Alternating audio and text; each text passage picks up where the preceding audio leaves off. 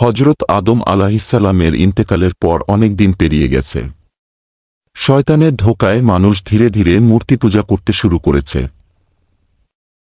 এমন সময় আল্লাহ তাআলা তাদের মাঝে একজন নবী পাঠান, যিনি এক আল্লাহর দাওয়াত দেন, শিরক না করার নসিহত করেন। তার নাম হজরত নূহ আলাইহিসসালাম। কুরআনে তার নামে একটি সূরা আছে এবং 28টি সূরায় 81টি আয়াতে তার কথা উল্লেখ করা হয়েছে। হজরত নূহ আলাইহিসসালাম 950 বছর বেঁচে ছিলেন। এই দীর্ঘ সময়কালে অক্লান্তভাবে তিনি কেবল দাওয়াতি কার্যক্রম চালিয়ে গেছেন। কি সকাল, কি বিকাল, কি দিন, কি রাত, প্রকাশ্যে কিংবা চুপিসারে তিনি শুধু এ কথাই বলে গেছেন, হে আমার জাতি, তোমরা আল্লাহর ইবাদত করো, তিনি ছাড়া আর কোনো ইলাহ নাই। তবু কি তোমরা সাবধান হবে না? কিন্তু কেউ তার দাওয়াতে সাড়া দেয়নি। বরং তার সম্প্রদায়ের লোকেরা কানে আঙ্গুল দিয়ে কিংবা নিজেকে কাপড় দিয়ে আড়াল করে সটকে পড়েছে, তার প্রতি উদ্ধত আচরণ করেছে। এটাই ছিল নিত্যদিনের গল্প। এরপরেও ধৈর্য ধরে তিনি শুধু দাওয়াত দিয়ে গেছেন। সব অবহেলা সরে নিয়ে শুধু আল্লাহর কথা বলেছেন। হজরত নূহ আলাইহিসসালাম প্রেরিত হয়েছিলেন বর্তমান সময়ের ইরাক ও সিরিয়া অঞ্চলে। এর আগে মানুষ কেবল কৃষিকাজ করত, সমাজে মানুষে কোনো ভেদাভেদ ছিল না।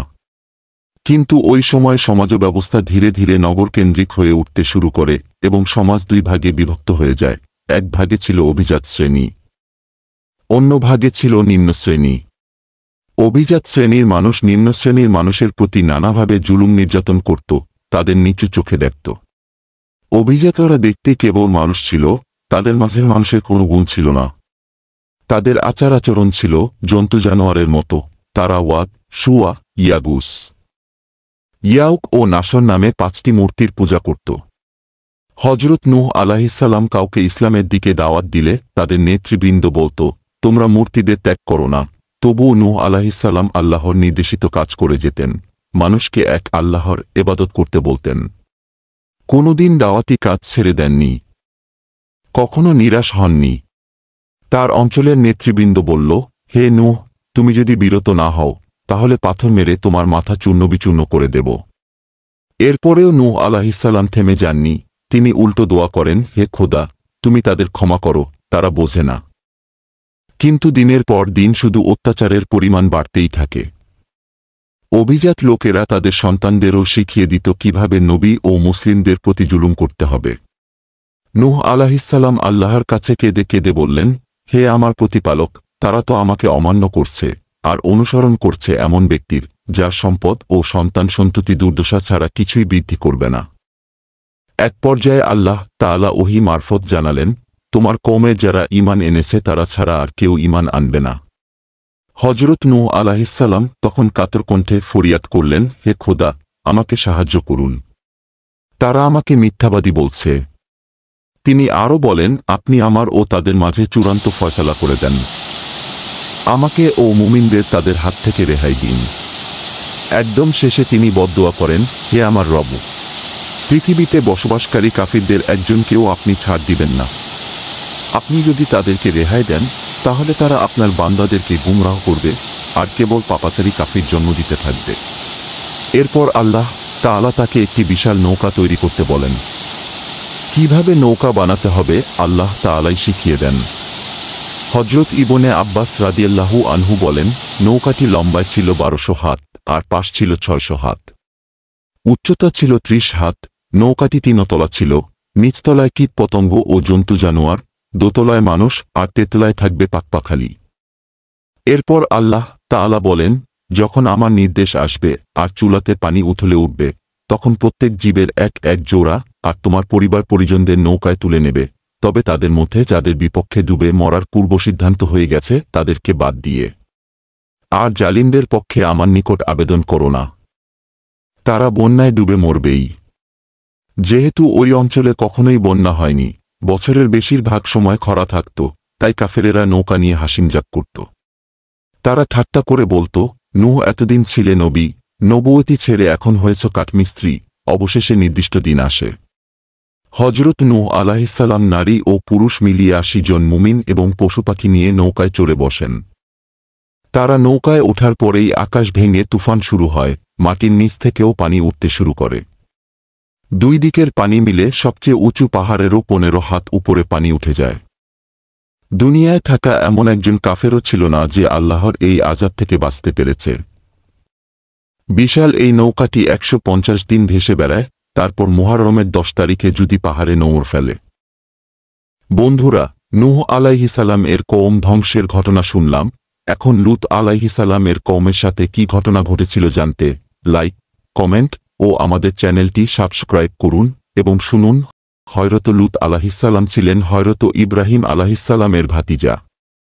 চাচার সাথে তিনিও জন্মভূমি বাবেল শহর থেকে হিজরত করে বায়তুল মুকদ্দাসের অদূরে কেনানে চলে আসেন।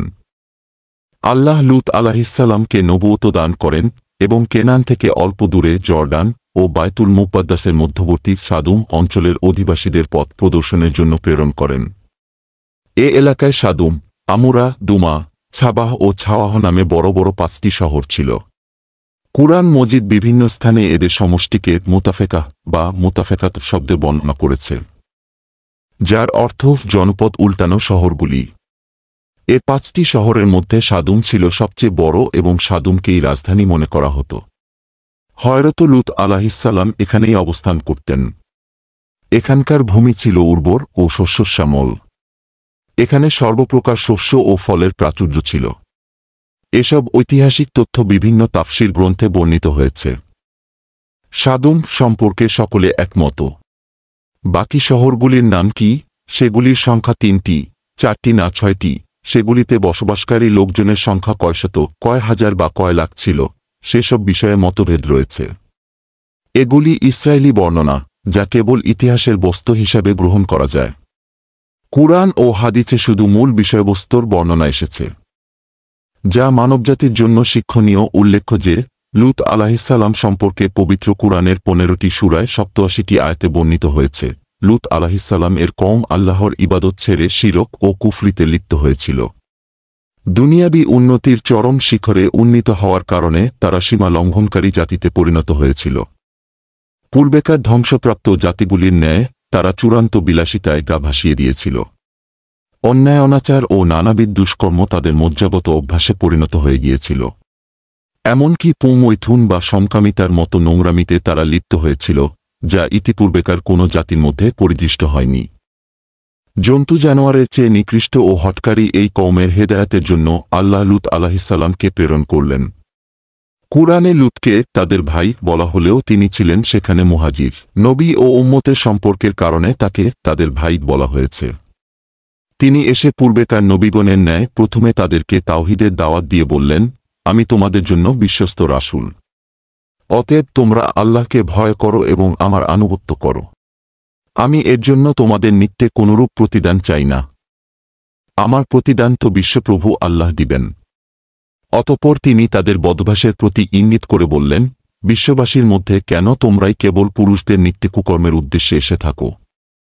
আর তোমাদের স্ত্রীগণকে বর্জন করো, যাদেরকে তোমাদের জন্য তোমাদের পালনকর্তা সৃষ্টি করেছেন। নিঃসন্দেহে তোমরা সীমা লঙ্ঘনকারী সম্প্রদায়। জবাবে কওমের নেতারা বলল, হে লূত, যদি তুমি এসব কথাবার্তা থেকে বিরত না হও, তাহলে তুমি অবশ্যই বহিষ্কৃত হবে। তিনি বললেন, আমি তোমাদের এইসব কাজকে ঘৃণা করি। তিনি তাদের 3টি প্রধান নোংরামির কথা উল্লেখ করে বলেন, তোমরা এমন অশ্লীল কাজ করছ, যা তোমাদের পূর্বে পৃথিবীর কেউ কখনো করেনি। তোমরা কি পুংমৈথুনে লিপ্ত আছো? রাহাজানি করছ এবং নিজেদের মজলিসে প্রকাশ্যে গর্হিত কর্ম করছ। জবাবে তার সম্প্রদায় কেবল এক কথা বলল যে, আমাদের উপরে আল্লাহর গয়ব নিয়ে এসো, যদি তুমি সত্যবাদী হও। তিনি তখন বললেন, হে আমার পালনকর্তা, এই দুষ্কৃতিকারী সম্প্রদায়ের বিরুদ্ধে তুমি আমাকে সাহায্য করো। নিজ কওমের প্রতি হযরত লূত আলাইহিসসালাম এর দাওয়াতের ফলশ্রুতি মর্মান্তিক রূপে প্রতিভাত হয়। তারা এতই হঠকারী ও নিজেদের পাপকর্মে অন্ধ ও নির্লজ্জ ছিল যে তাদের কেবল একটাই জবাব ছিল, তুমি যে গয়বের ভয় দেখাচ্ছ তা নিয়ে আস দেখি। কিন্তু কোনো নবী স্বীয় কওমের ধ্বংস চান না, তাই তিনি সবর করেন ও তাদেরকে বারবার উপদেশ দিতে থাকেন।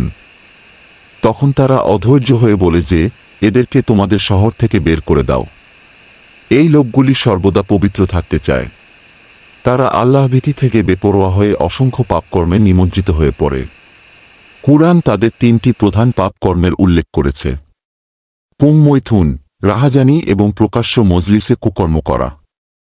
বলা বাহুল্য, সাদুমবাসীদের পূর্বে পৃথিবীতে কখনো এরূপ কুকর্ম কেউ করেছে বলে শোনা যায়নি। এমনকি অতি বড় মন্দ ও নোংরা লোকদের মধ্যেও কখনো এরূপ নিকৃষ্টতম চিন্তার উদ্রেক হয়নি। উমাইয়া খলিফা ওলিদ ইবনে আব্দুল মালিক বলেন, কুরআনে লূত আলাইহিসসালামের সম্প্রদায়ের ঘটনা উল্লেখ না থাকলে আমি কল্পনাও করতে পারতাম না যে কোনো মানুষ এরূপ নোংরা কাজ করতে পারে।